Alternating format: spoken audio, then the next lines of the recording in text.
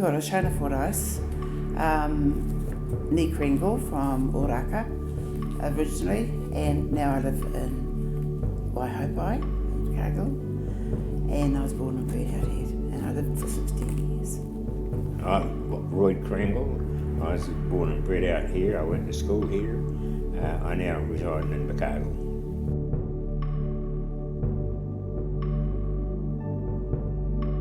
Well, first of all, Mātua, she was one of the most important people out here.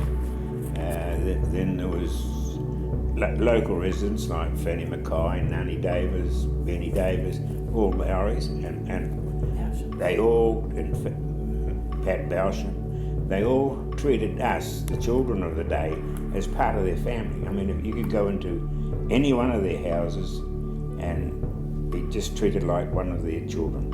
And that's the way this Oraka was like in the old days. And then we went to the school here. I was educated in this school. In fact, my first day here at 5 years old, I got in trouble because I shot out and chased the seagulls. We did have some good teachers here at the school. As we've heard before, Jim Leakey was a New Zealand champion hammer thrower. He spent his time here. And for being naughty in class, you had to stay behind school and go pull these hammers out of the ground after he threw them. Because most of them went down in the ground, because being sandy soil here. We went down in the ground about 1.5 feet, so that we spent our bad time pulling those hammers out of the ground. Jack Hinton, who was a VC for the war, he was parking of course, but he just lived up the extension of our Drury Lane, where we live. And Rex Austin, who came from Wakapatu over the hill and built a house there on the farm, and he was parliamentarian. And also our own brother Dennis, he was a stock agent. He worked in the think tank from Muldoon on agriculture and did quite a bit of travelling with that. But our tower, who was Asnas Ahanata Kaitai, she was a very gentle lady, and everybody knew her as Old Lady Cleaver. She'd married a Pākehā man, and she had 11 children, and there on the photo on the wall at the back there, and our great power was on that slide you showed, Kaitai Whahi. And Pat Bowsham, she was the first JP Māori. She was a lady to be JP, and as children, we walked around from where the hotel is today, where our house was there on the railway line, right away around to the end house around there to learn Māori action songs and singing for the merry concerts. We were concert parties, not kapahaka in those days. And I did that all my childhood. Went to school here, left here, went to Riverton District High School, as the whole family did, except for Raina, our older sister, who went to Te Waiponamu. And she won a scholarship there through Auntie Magna Allscott, who taught here at that time. And Raina just turned 19. So it's, they're people that you looked up to. In fact, as children, you looked up to all the people older than yourself, whether they were Māori or whether they weren't. And the thing about it is that we had great gatherings. You used to have family gatherings. You had disagreements as well, but a lot of happy times. A lot of singing and laughter, and people looked after each other. But all the people were people that, if anybody did something bad, it was quick to get round. So people didn't sort of do it, did they? They sort of made sure that they were okay and looking after everybody. And yeah, so it truly was a beautiful little settlement. It was a great place to be brought up. Yeah. It really was. Yeah. And the school was the focus of the area. You had your Guy Fawkes night. It was a big building, big pile built up the paddock there, and it was the sea was right there. So as school kids, you had the penguins, you had the porpoises, you had all sorts of things, to see a whale washed up on the beach. Oh, where, everybody went. It's a fun, and it will always be in my memory as a fun place to live. The Urupā just here on your right. Now the road used to go round the Urupā, seaside, on the seaside of it. And this road now, of course, comes round the land side of it. And there used to be a big gravel pit up right beside the road. It's all been filled in, of course, the farm. And there's another Urupā around on the point, around there, that's more or less a family one. Sawmills, flax mills here, right? Gold mine, Busy. just up the road. Busy. There was a tram line used to run right across the foreshore, right down here. It was quite about 4 or 5 times wider than it was, because the road used to go around that part of timber, but there was also beyond that was the railway lines. It used to take the timber out to the wharf that was around the point. You see, there's some of the piles still there where the wharf was, and timber used to be shipped to Dunedin from here by of course everything sort of closed down, and then the sea had to go and took most of the stuff away. Yeah, so like Roy can remember, I can remember too, the kids coming in, especially the bull kids coming in and saying there's bones on the beach. When we were in the last years at primary school here, standard 5 and standard 6, after every spring tide, us boys used to have to go down and gather up all the bones and put them into old 40-pound fruit cases, bring them back, and then one of the local Maoris, Manny Belsham, used to reinter them later on in the day in the cemetery. But they were all just mixed up. All the bodies in the cemetery at the time, they were only about 3 foot down on the ground, and one tide you could see the bodies laying here before the tide really started pulling them out onto the beach. But that was a common occurrence on spring tides, was gathering up the bones so they could be reinterred.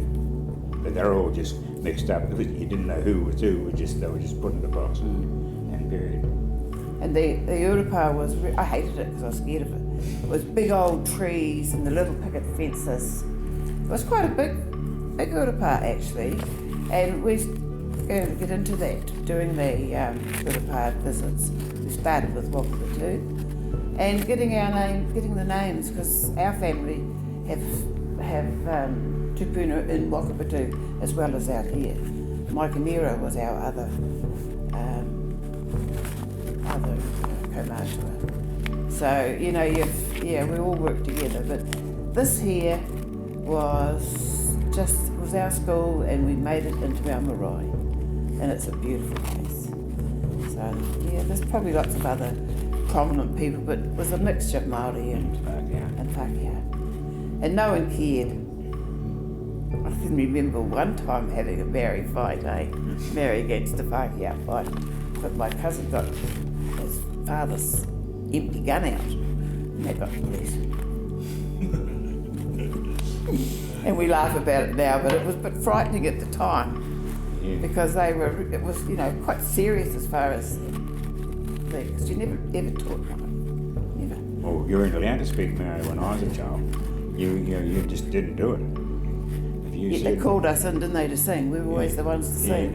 You spoke any Maori in school, didn't you?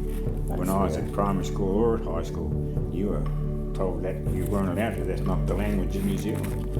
And that's what it was like. And hence, a lot of us never ever learned Maori. Shona's picked it up now because she's been involved with the Rananga for so long, but that's the way it was. I can remember being taught swimming. There used to be tree stumps along inside that fence where they cut the big marker cutlery, and a girl called Jean Stewart, she was a New Zealand Empire Game swimmer, and she used to come down and teach us swimming out here. And before she would let us go into the water, she used to lay us on these stumps and make us do all the necessary things, and then we were allowed to go into the sea. But I mean, the sea was home. We fished it, we rounded it, we collected all the mussels and powers and God knows what else from around the point there, and we floundered it. And we got a lot of our living out, food out of the sea. We really did. What we didn't grow in the garden, we grew got out of the sea. Yeah. The history of us as young people living in a beautiful town, and it was rich with love and food. People always shared food. You never sold, you shared. And we used to walk to Wakapatu, catch whitebait. We didn't have freezers, and you gave it to people who needed it and who liked it. Dad grew gardens that used to feed lots of people other than us. Everybody looked after everybody else. And my mum was one of 11 children, and so and she was the eldest. So Dad was he was the one that looked after cousins and that whose parents had died, and it's just one of those places where everyone looked after everyone else. And one of the history and the food taking, as Roy said, you never got wet. You could walk around those rocks and pick up hawa, you could pick up mussels. Tower would let us eat some mussels on the beach and take a few home. You didn't take lots. You just took what you wanted. And same with with cockles or any of that. You took what you could eat and give it to others. Yeah, you shared. It was a sharing wee town. So today it's different. If you went out for a feed of mussels, you knew how many was going to be at your place. If it was a party and I think, righto, you took enough to fill that pot so that everybody got some. But now they used to come out and take them in sack loads. Well, I don't know whether they sold them because there were all people from town and Vicargo and that, but not the locals. The locals never done that. The railway line went right through our town to Riverton from Tuatapere. Dad worked on that railway line for 30 years, the last 30 years of his working life, and it went right past our house and shook our windows. And now one of our eldest brother, who was a paraplegic, had his bed so that he could see the train, and everybody knew him and called him. And we only lived, our footpath went from here to that door, and there was the line. Like when that stopped, I reckon a lot of work stopped, didn't it? Took it away, and men did go. They went away in bus loads down to the freezing works and to other jobs. And this time of the year, everyone went to the island that could go. Roy went down as a young fella. I went down as an old tart to have a look for a weekend. And that's something I'm glad I did. And but life out here was good. It truly was. You appreciate coming back and seeing it. I come out each month for my meetings, and I come up over the Longwood Hill, and I go, oh, you just see your own place here.